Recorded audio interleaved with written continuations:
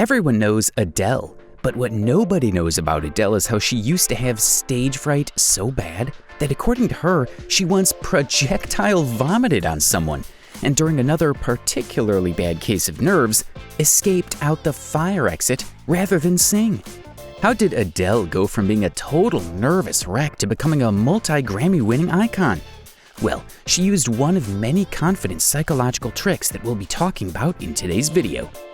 First trick on our list is to change your posture. Yeah, you heard that right. Changing your posture by making you stand upright with your shoulders square has been scientifically shown to boost serotonin in the body. Serotonin is a hormone that boosts confidence so much that scientists have named it the confidence neurochemical. Your posture doesn't only affect you, but the other people around you. Most people tend to be more respectful and generally submissive to people who walk with a very nice posture. When people around you are more respectful towards you, it'll be way easier to relate with them, thereby increasing your overall confidence. Jordan Peterson is arguably one of the most successful psychiatrists in human history, and he mentioned stand up straight with your shoulders back as one of his 12 rules of life. If you want to start being more confident, you should probably start fixing your posture. Second trick might sound crazy, and in fact, it is something most parents have warned you not to do. The second trick is to talk to strangers. I know that sounds crazy and dangerous, but hear me out. Gaining confidence is a lot like building muscle in the sense that you have to push yourself repeatedly to get to your optimum self. If you want to be confident around your schoolmates, colleagues, or anyone in general, you have to practice. Who better to practice with than a group of people you would never see again? Talking with strangers trains your ability to have conversations in a confident manner. It doesn't have to be anything threatening. You could try having a conversation with your waiter as you wait for your food, or try to talk to your Uber driver on the way home. These little practices tend to build your confidence little by little, and before you know it, you're not scared to speak to anyone anytime. Next trick is to avoid negative thoughts. You see, the mind always plays itself out in the sense that if you always have negative thoughts like, I can't talk to these people, I'll probably say something stupid, then you'll find yourself saying something stupid. Negative thoughts have been scientifically proven to reduce serotonin levels. Try to boost your confidence from the inside by practicing positive thoughts. For example, let's say you see someone who you'd love to talk to. Instead of thinking, what if I mess things up by saying something boring? Start thinking, this is a great opportunity to get their attention. Little changes like this will totally rearrange your thinking and boost your confidence. Also, try and track your thoughts.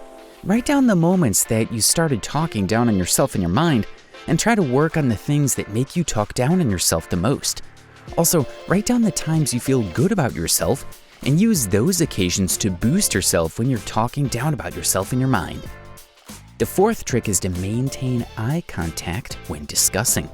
Most conversations are like a tango dance. One person leads and the other person follows. Eye contact is very important in conversations because humans are genetically hardwired to respond to eye contact. It's so ingrained in humans. Even babies for the first 6 months use eye contact to try and understand the emotions of their parents. People are more likely to be more attentive and respectful to someone when they look them in the eye. Make sure to break eye contact once in a while so you don't end up looking like a creep. The fifth trick is to smile your way to confidence. There's a neuropsychologist called Dr. David Lewis. Well, he did a lot of research on smiling, and the result of his research was literally put a smile on your face. It states that one smile can stimulate the brain as intensively as 2,000 chocolate bars. The researcher also found that smiling provides the same amount of endorphins as receiving $25,000 in cash. Smiling has been proven to do many more confidence-boosting actions, like reducing stress levels, lowered blood pressure to an increased overall health. According to Millicent Abel and Rebecca Hester, authors of An Empirical Reflection on the Smile, the simple act of smiling makes your brain release endorphins that make you feel better about yourself within seconds. This effect becomes even more effective when you smile while looking at yourself in the mirror. You might have to fake the smile in the beginning, but eventually, the impact of seeing yourself confidently smiling back from the mirror will increase confidence. The sixth trick might sound scary, but it's totally worth it. It is to become comfortable with your fear. I'm not saying you shouldn't be afraid or always be afraid. The key to being confident in scary situations is to understand your fear. Fear is a natural reaction, and once you get comfortable with the fact that you're indeed scared, you're on your way to achieving super confidence. Sometimes it seems as if self-confident people don't experience fear, but that's far from the truth. Even Mike Tyson, who most of his life has been referred to as fearless, was actually scared throughout his boxing career. Mike even said himself that when he was getting ready for a match, he would be scared, but as he came closer to the ring, his fear would go away. Confident people get scared just like everyone else, but they manage the fear, even though they experience the same fears and doubts just as anyone else. However, they don't allow these emotions to stop them. Self-confident people have learned to be comfortable with situations that involve uncertainties. Start facing your fears, but you don't have to go big. Start small. If you have stage fright, try starting with talking to a table of people at a restaurant.